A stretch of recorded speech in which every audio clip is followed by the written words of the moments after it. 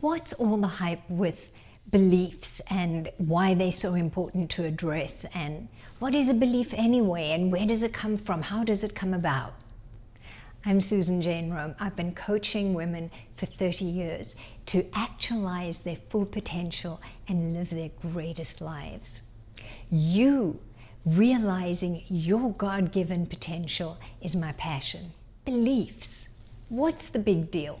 Number one, we have something called your reticular activating system, RAS.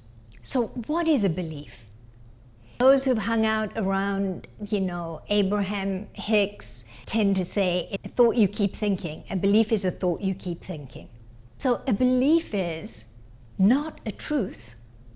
There are people who still today are flat earthers. They believe the world is flat. Does that mean the world's flat? No, but they believe it is. So beliefs are not necessarily fact. We just think they are until we discover that they're not, right? A belief is formed. We have a perception. Our brain receives millions of bits of data a second. It can't possibly process it all. It would be completely flooded. So it takes in information and it generalizes, deletes, distorts in order to allocate, which means that, let's say there's a door there. So my brain goes, there's a door. It doesn't get specific about it's a sliding door, it's a glass door, it's a door, an outside door, it's a gate. It's a door. So it generalizes and it distorts the information so that it can fit easily, which means this. We have a belief. Growing up, I believed I was not good enough. I just wasn't good enough. I think essentially I didn't feel lovable. So that meant I would notice, and I want to add to this, we have a negativity bias as human beings. So that means the negative's always going to stand out to us. It's something like a ratio of 4 to 1 or 5 to 1. We'll take in the negative. 1 negative will equal like 5 positives. So that's on the one hand. So I believe I'm not enough. And I'm at a party and everyone, we're hi, we're having a good time. And then I smile at someone and I say hi, and they, quote unquote, ignore me.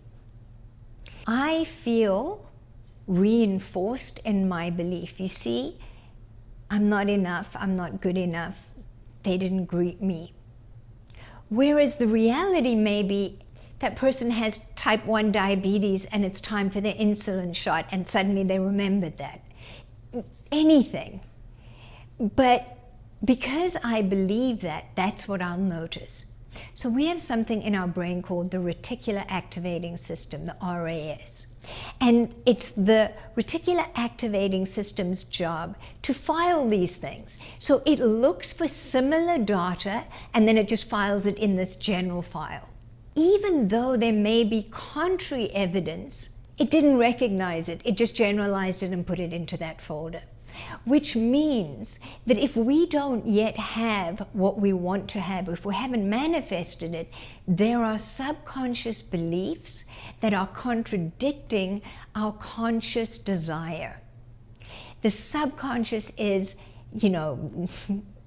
something like 60 or 80,000 times more powerful than the conscious.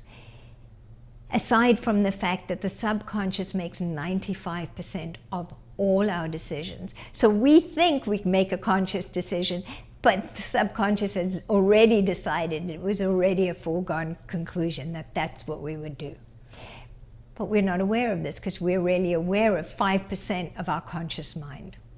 In order for us to create congruence and not have conflicting beliefs. So a conflicting belief is, I want to manifest a thriving business, making 8 figures. And I have a subconscious belief that women who are extremely wealthy are lonely.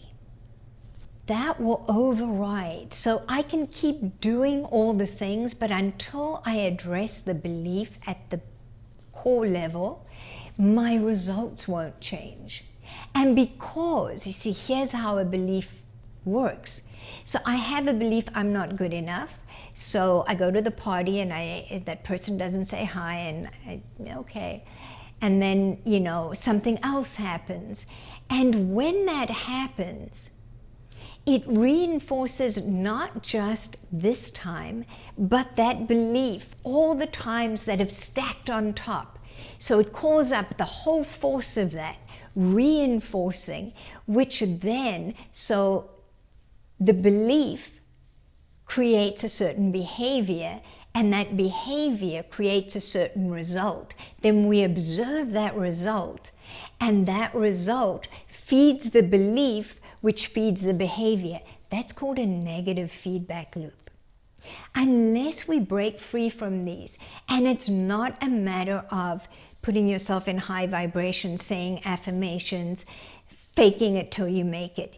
This is the work that we're being called on to do in order to actualize what we came here to contribute to the world. That's the work. We've got all caught up in the work is you've got to work hard for your money, and you've got to struggle, and you've got to strive, and you've got to, you know, prove that you're worthy. And that's actually not what it is.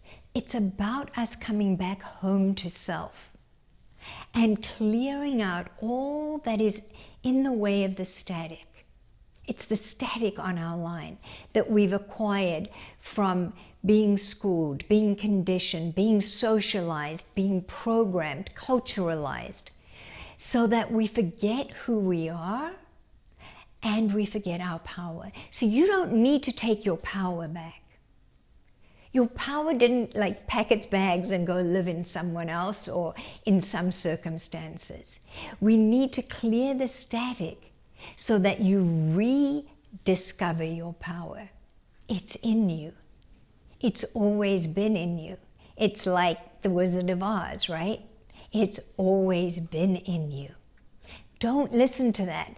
Stop focusing on not playing small, on taking your power back, on do the work so that you're aligned with your power. You're connected to the divine.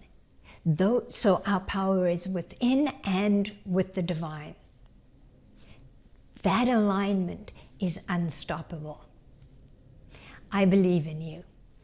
If you got any value from this, these conversations are going to happen because I am passionate about conscious women creating the success and abundance that is going to change the world through conscious business, conscious co-creation.